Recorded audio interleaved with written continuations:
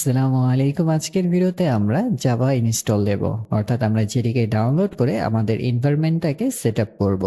আমরা আমাদের ব্রাউজারে চলে যাব এবং সেখানে সার্চ করব ওপেন জেডিকে ডাউনলোড লিখে। আমাদের সার্চ রেজাল্টে ওপেন জেডিকে এই ওয়েবসাইটটাকে দেখতে পাবো। আপনার ক্ষেত্রে যদি এটা প্রথমে না থাকে তাহলে একটু স্ক্রল করুন, এটাকে খুঁজে পাবেন। এরপর আমরা এই ওয়েবসাইটে ক্লিক করব। আমাদের মাঝে এই পেজটা চলে আসবে এবং আমাদের দ্বিতীয় সেকশনটা হচ্ছে ডাউনলোড সেকশন। আমাদের এইখানে প্রথম যে লিঙ্কটা আছে লেটেস্ট ওপেন সোর্স জেডিকে, আমরা এখানে ক্লিক করব না। আমরা সরাসরি এইখানে যে available@jdk.java.net এবং / দিয়ে এখানে 26 লেখা আছে, অর্থাৎ আমরা জেডিকে 26 ভার্সনটাকে ডাউনলোড করতেছি। আপনার ক্ষেত্রে যদি কোনো লেটেস্ট ভার্সন এসে থাকে তাহলে সেই নাম্বারটা এখানে দেখতে পাবেন। আমরা এখন এখানে ক্লিক করব। এই পেজের আমরা বেস সেকশনের দিকে খেয়াল করি। আমাদের ডিফারেন্ট ওএস এর ক্ষেত্রে আমরা ডিফারেন্ট ফাইলগুলোকে ডাউনলোড করে থাকি। যেহেতু আমরা উইন্ডোজের জন্য সেট আপ করতেছি, আমাদের উইন্ডোজের পাশে একটা জিপ লেখা আছে, আমরা এই জিপে ক্লিক করব। আমাদের জিপ ফাইলটা ডাউনলোড হচ্ছে। ডাউনলোড শেষ হয়ে গেলে আবার ব্যাক করতেছি। ডাউনলোড শেষ হয়ে গেলে আমরা যখন ফোল্ডার আইকনে ক্লিক করব তখন এটা আমাদের ফাইল এক্সপ্লোরারে নিয়ে যাবে। আমরা যদি আমাদের দিস পিসিতে গিয়ে অথবা আমাদের ফাইল ম্যানেজারে গিয়ে দিস পিসিতে ক্লিক করে ডাউনলোডে যাই, এই জিনিসটাকে দেখতে পাবো। অথবা আমরা যদি আমাদের ডাউনলোড পিন অপশনে ক্লিক করি তাহলে আমরা এই পেজটাকে দেখতে পাবো। আর আপনি আপনার ব্রাউজারে ডাউনলোড ফোল্ডার যদি ডিফারেন্ট প্লেসে সেট আপ করে থাকেন তাহলে সেইখানে চেক দিন। এখন আমরা এই ফাইলটাকে আনজিপ করব। এর জন্য আমরা কোনো সফটওয়্যার ইনস্টল দেব না। আমরা মাউসের রাইট ক্লিক করব এবং এখানে একটা অপশন দেখতে পাবো যে এক্সট্রাক্ট অল। আমরা এখানে ক্লিক করব। এখন আমরা এটাকে কোথায় এক্সট্রাক্ট করে রাখতে চাই সেই ফোল্ডারটাকে সিলেক্ট করব। আমরা ব্রাউজ অপশনে ক্লিক করব। এরপর আমরা দিস পিসিতে ক্লিক করব এবং এইখান থেকে আমাদের সি ড্রাইভটাকে সিলেক্ট করব। এরপর আমরা প্রোগ্রাম ফাইলস এই ফোল্ডারের ভেতরে যাব এবং এইখানে জাভা নামে আরেকটা নতুন ফোল্ডার ক্রিয়েট করব।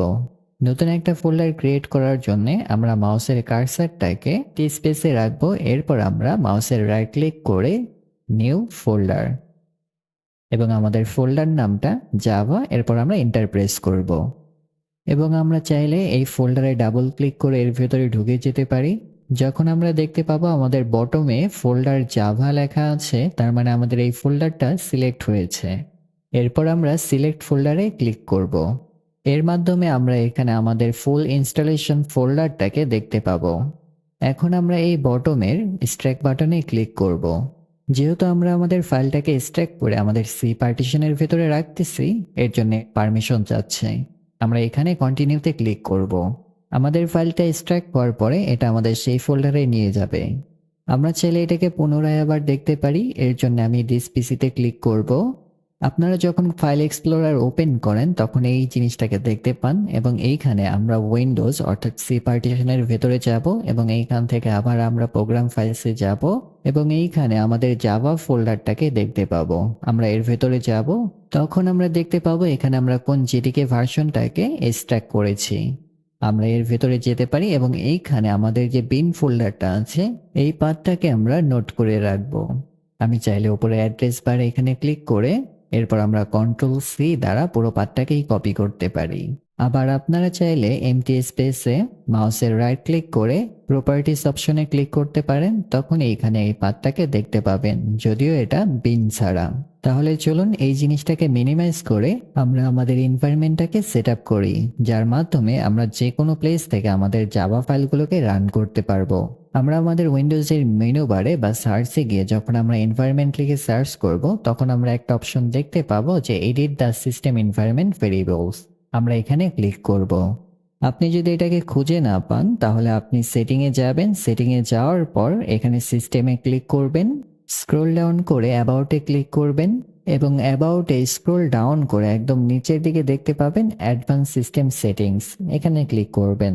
তাহলে আমাদের সেই ডায়ালগটা চলে আসবে এবং এইখানে আমরা এনভায়রনমেন্ট ভেরিয়েবলস এখানে ক্লিক করব।